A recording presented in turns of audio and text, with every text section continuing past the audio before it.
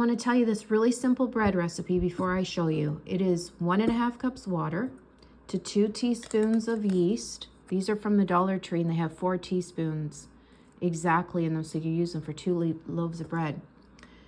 And in that water and yeast mix, I'm going to add a little bit of sugar. Now, you can use brown sugar, white sugar, you can add a touch of honey. You don't have to use any sugar at all. You're not going to taste a real sweetness to the bread, but it make a little bit of difference in the taste. I add it just because.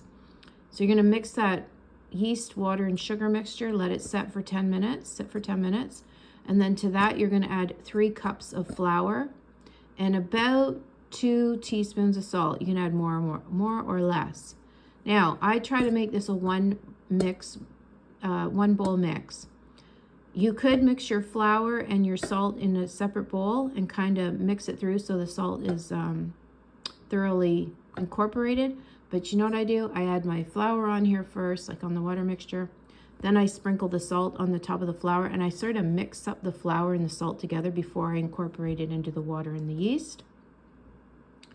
And then you let it sit for 2 hours in a warm place. So you put your tea towel over it, and just somewhere where it's not real cold.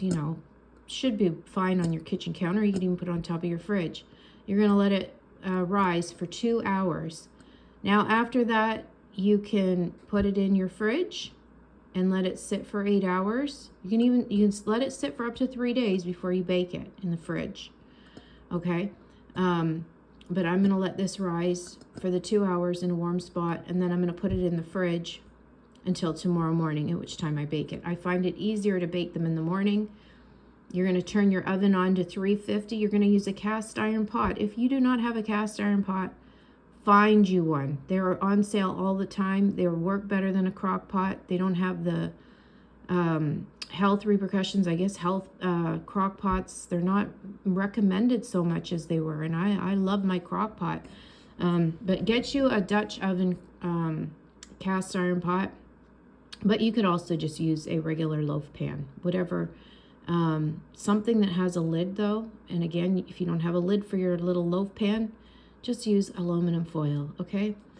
So you're going to get your oven real nice and hot, 450. Okay, so when I use my cast iron pot, I let that sit in there for 30 minutes to get real nice and hot with the lid on it.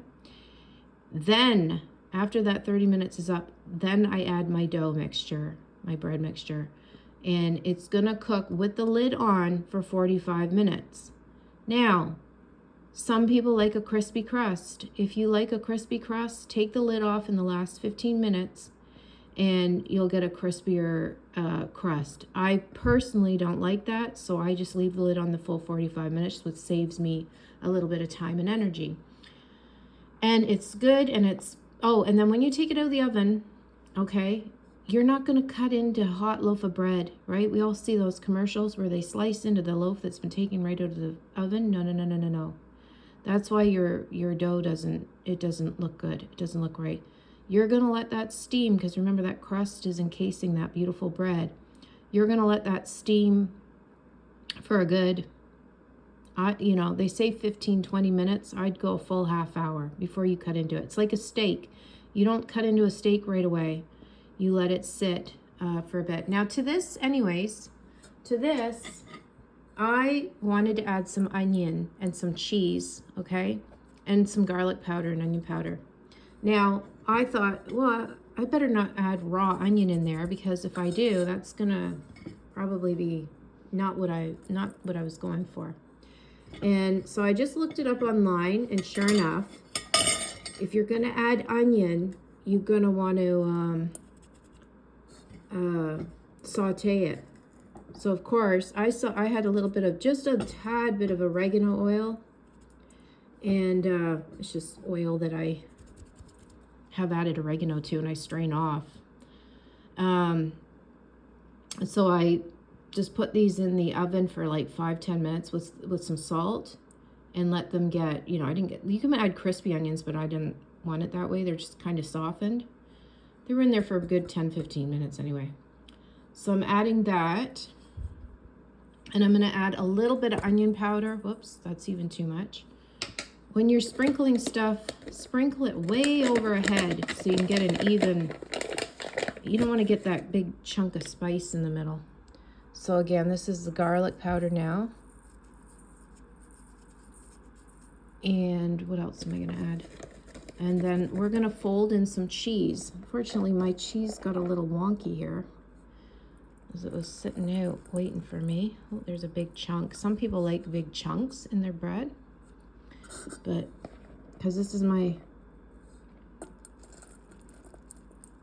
I'm going to make, oh, this, I added too much, there. Okay, so we're just going to incorporate this. Again, not using our hands, just a spoon, because it's very sloppy. And we're going to fold it right to left, top to bottom, or in this case, rolling it around, sorry. And we're going to fold that in, because obviously not going to be able to stir it. So again, we're going to put a lid on this, or tight wrap, whatever, saran wrap, and let it sit for 2 minutes and, sorry, 2 hours, dear Lord. 2 hours to rise. And then we're going to put it in the fridge for 8 hours. Like I said, there's nothing more fantastic than waking up to a wonderful warm loaf of bread or buns in the oven in the morning. And it heats up the house as well. Takes the chill off. So anyways, it's an easy peasy recipe. It's foolproof, and you can add anything into it. So experiment.